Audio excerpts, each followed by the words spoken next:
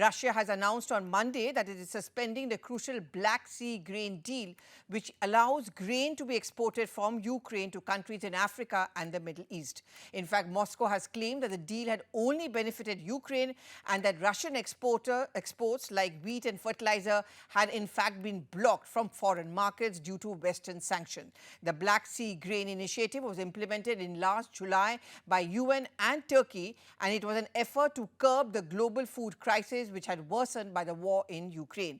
Nearly 33 million metric tons of corn, wheat and other grains have been exported by Ukraine under this agreement.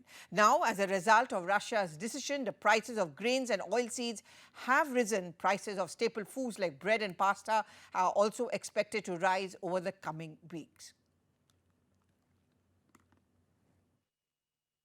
Russia has suspended participation in the Black Sea deal that allowed Ukraine to export its grains.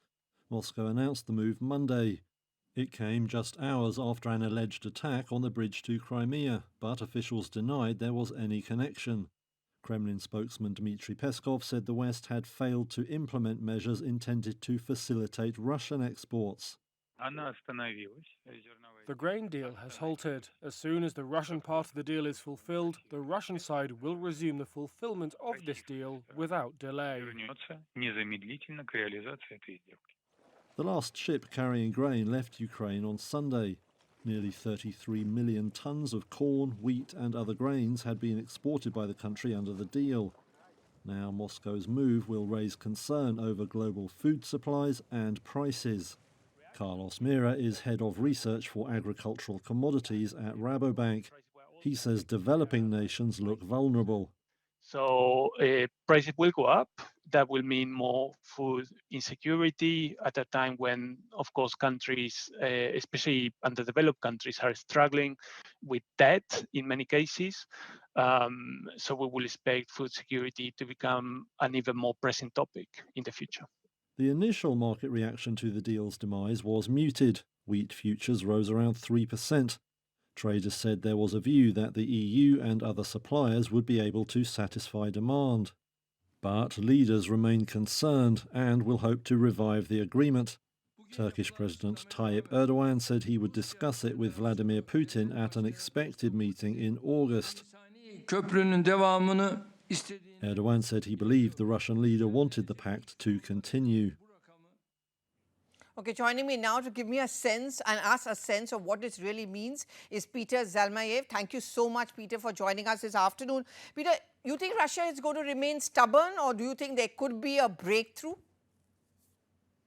Well, I do believe that what we're now seeing is a sort of brinksmanship where, the Turkish President Erdogan is sending a clear signal that he sees that Vladimir Putin has been so weakened that, in fact, Turkey can now hint at providing the sort of security for these convoys of grain shipments from Ukraine without Russia's participation. So whatever we're hearing from the Kremlin, it's a mismatch between the Kremlin's real desire to try to hurt Ukraine, to try to hurt Ukraine's backers, to keep, the third world countries, the global south, so-called, hostage to its whims. But at the same time, it's betraying its weakness. Russia is very well aware that, Turkey could probably take over and protect these shipments. And then Putin will be faced with a significant dilemma of whether he's going to have to shoot at Turkish ships, which will not only be a confrontation between these two major powers, but also a direct confrontation with NATO. Don't forget that Turkey is a member of NATO. Just in case, Peter, there's no breakthrough and Russia remains stubborn and the deal obviously is broken, is there any other alternate route? Is there any other way that, the grain or wheat or whatever in this case may be, can actually be transported and reach the people it is meant for?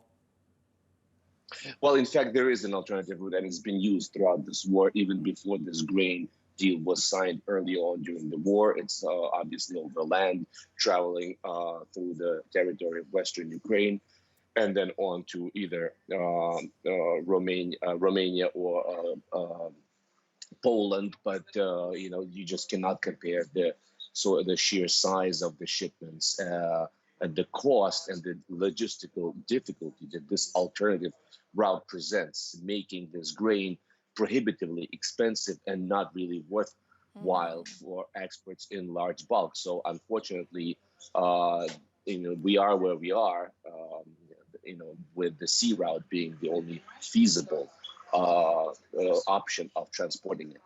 All right, Peter, that doesn't sound very great, but thank you so much. We are going to keep our fingers crossed that maybe there is a breakthrough. But my colleague Sanjay Suri is also now joining us. You know, Sanjay, we just heard what Peter had to say. There is an alternative route, but that proves to be more expensive. Are you aware of any kind of a backroom negotiations? Countries which are going to be affected by this deal being broken, I'm sure they must be worried. Are you aware of any backroom negotiations going on? Well, we have negotiations, the backroom or not is very hard to say. A lot of these negotiations do take place in the private sphere before we get public, and we get public only if there is an agreement. So certainly there will be some amount of conversation going on about this, certainly through the United Nations and Turkey. They were the principal brokers of the whole grain initiative back in July of last year. But at the moment, we are not seeing very many encouraging signs of Russia coming around. Russia has been backpedaling on this for a while. The first agreement was for a span of 3 months. The second was another 3 months, after which Russia extended only another 60 days, and then a second stretch of 60 days, which expired on July the 17th with no further extension announced. And over the last few weeks and months, the volume of grain exported through this agreed route has been coming down from a peak of 10 ships leaving Odessa a day. At the peak of the flow last year, we've had about 2 a day. And one reason is that Russian officials need to inspect these ships before they leave. And these inspections have become sparse. They have slowed down. So Russia has been headed this way for some time. No immediate sign will go the other way now. Okay. Sanjay, before I let you go, India has good equations both with Ukraine and Russia, and India has been keeping that open negotiation going with both of them. Are you picking up anything by way of your sources? Was this issue raised by any chance between India and Russia in the recent meetings that we saw, first in America and now, of course, in France? Inevitably, India would have raised this issue.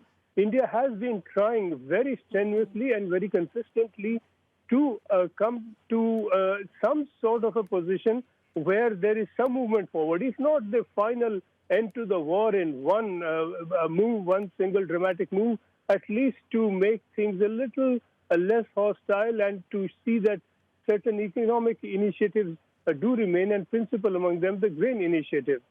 The principal broker, of course, as nations go, was Turkey, because the Bosphorus Strait is where the grain will pass through after going through the Black Sea. And of course, the United Nations was a partner to this.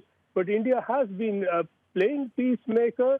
No dramatic result. Nobody in the world really that Putin is listening to very attentively at the moment. But India has been taking this up and will no doubt continue to. All right. Many, many thanks, Sanjay, for putting that into perspective. So this is a sense which given to us both by Peter and Sanjay, clearly worried lines. So just to understand what it really means, what happens if the deal is broken, here are some ground reports.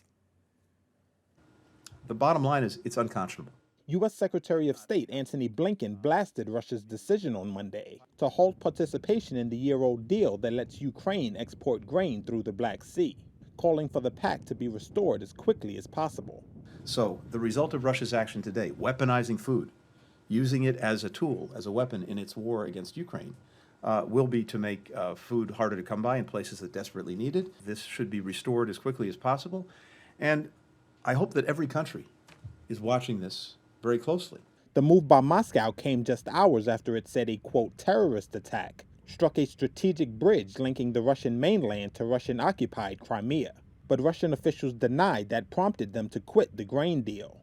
The Black Sea Grain Agreement was brokered by the UN in Turkey in July last year to alleviate a global food crisis worsened by Russia's February 2022 invasion of Ukraine. Ukraine and Russia are some of the world's biggest exporters of grain and other foodstuffs, and any interruption could drive up food prices across the globe. At a meeting of the UN Security Council, British Foreign Secretary James Cleverly also condemned Russia's termination of the Black Sea Grain Initiative. Let us be clear.